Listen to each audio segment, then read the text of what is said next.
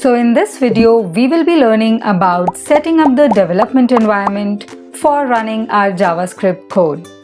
So before getting started, if you are new here, make sure you click on that subscribe button and hit the bell icon to get notified every time I upload a new video. So let's get started.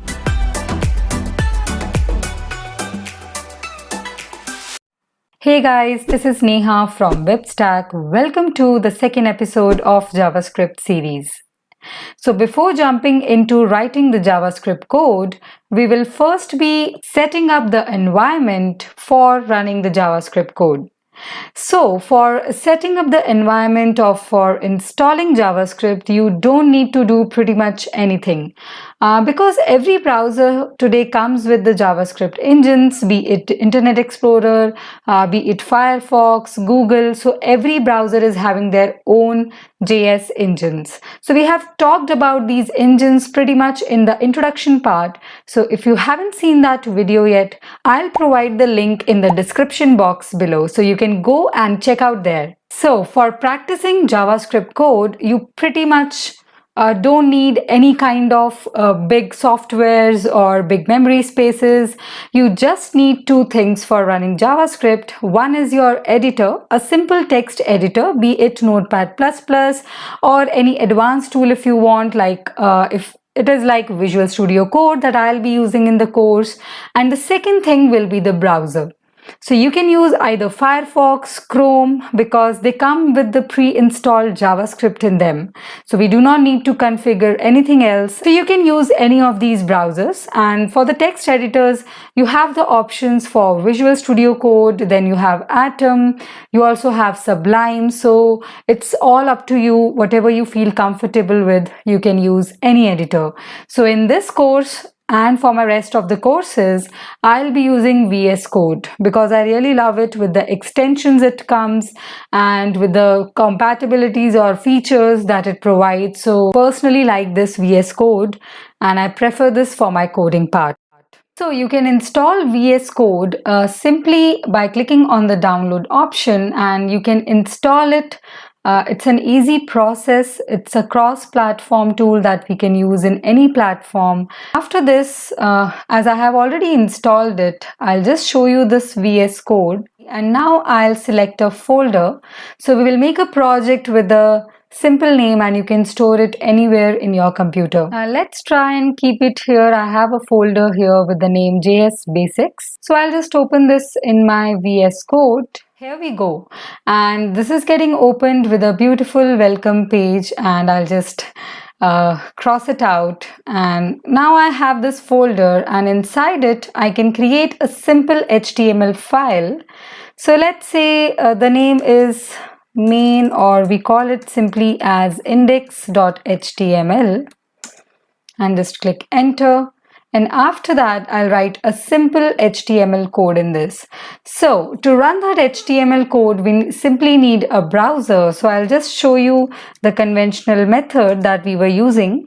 So let's write here a head tag. I'll just keep it as blank for now. And now let's take out the body tag, and inside it, let's say an h1 tag that says welcome on board. So now I'll save it, and to run this, you already know the conventional way is you will give the path. So I'll go to that folder. So now you click on the file and you select open with either Google Chrome or Firefox, any browser you can open it with. So I'll be writing here Firefox. So if you check here, I can see that I have a welcome onboard message displayed here. So this is a very conventional way, and we will be going to break this convention now. So what we will be using is, because this could also be done with a simple Notepad++ file. So why are we using VS Code? Now we will be using the features of VS Code as well. So there are many extensions that are provided by the VS Code. Let's see. So if you click on this icon, as you can see here, some blocks are there. So if you click on that, then you can check out that there are certain options that gets displayed on the left hand side. or you can search for it as well. So one of the favorite extensions of mine is Live Server. So you will just write Live Server and make sure your internet connectivity should be there, because it takes or fetches the extensions from the internet. So I'll just open this Live Server, and you can see that here is an option for disable. That means I have already installed it on my computer. So in your computer, it might be showing as install. So you can just click on that, and it will take just few seconds depending on your internet speed, and it will get installed on your system. So now it's been installed on my system, and if you have also installed it, just make sure that you need to close this VS Code and try to reopen that, because whenever you install anything, be it on your computer or be it on your app, so you need to reinstall or reinitiate that app as well. You can check out the popularity of Live Server by seeing this number, that it has 6 million downloads. So you can just imagine what is the popularity of this Live Server. So now you can check how easy it is to implement this HTML and show the HTML content onto this browser. So what we need to do exactly is you just need to just open this Explorer and just click on this index.html, and you need to right click on it, and after that you just need to click open with Live Server. So when you click on that, your automatically the default browser, whichever is set, whether it is Google Chrome or Firefox, it will get opened, and your this HTML file will get displayed on the browser. So you can see that the server has started at port 5500. So here we go, and now you can simply see that we have executed this HTML file within our VS Code. So you can see here that there is no path written. Instead of it, it is running on a local host or local server. Now let's check out where we can write the JavaScript code. So we can certainly write it in the HTML file, but I'll show you something very simple. So you can write the raw Java codes on the browser itself. So whatever browser you are on, you just need to go to the console, and how to open that is simply just right click on anywhere on your screen and just click on inspect. So you need to open the web developer tools, and trust me, web developer tools are really helpful. So let's see here. You can see one option, that is console. You can write the JavaScript code here, that is console.log, and then I'll write something called hello, and oops, and just a semicolon after it, and you can see that it is writing the code or displaying the text which is hello. So this is the simplest JavaScript code that we have written. So don't worry if you don't get this console and log.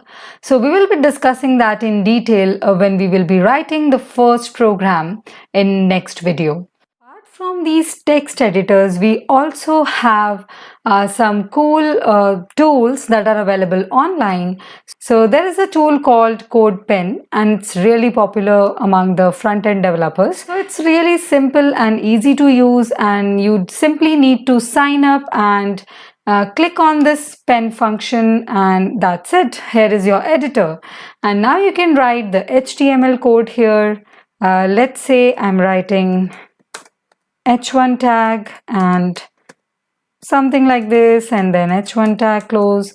You can see that it automatically refreshes your page. You don't need to do that externally. So this is an auto save which is enabled in that. And even if you want to set up something like, you can format CSS, analyze it, and even if you don't want this CSS part, because we are not using it right now, so I'll just minimize this editor. So you can minimize it, and I can write some JavaScript code here. Let's say console.log, and then inside it I'll write hello.